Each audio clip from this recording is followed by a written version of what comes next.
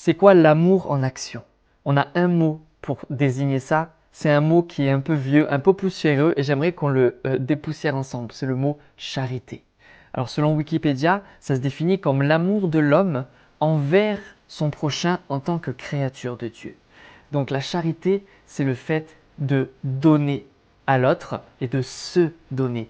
Et on voit bien que Dieu, dans Jean 3,16, nous dit « Car Dieu a tant aimé le monde qu'il a donné son Fils, son unique, afin que quiconque croit en lui ne périsse pas, mais qu'il ait la vie éternelle. » Il a tant aimé qu'il a donné.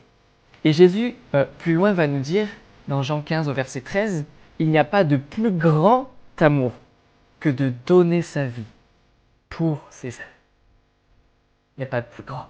C'est pas ressusciter un mort, c'est pas chasser un démon, c'est pas prophétiser, c'est pas laver un lépreux. C'est donner sa vie pour ses amis, c'est se donner. Et l'apôtre Paul nous parle de la charité. Et qu'est-ce qu'est la charité? Donc cet amour en action. Il nous dit dans 1 Corinthiens 13, la charité est patiente. Je sais que c'est un mot qui est vieillot, mais on a besoin de le remettre au bout du jour. Ou alors, vous m'écrivez en commentaire un nouveau mot, un truc qu'on se met d'accord.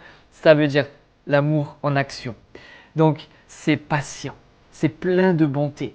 L'amour n'est pas envieux. La charité ne se vante pas et ne s'enfle pas d'orgueil, ne fait rien de malhonnête, ne cherche pas son propre intérêt, il ne s'irrite pas, elle ne soupçonne pas le mal, elle ne se réjouit pas de l'injustice, mais la charité se réjouit de la vérité, de la réalité. C'est Jésus et la vérité.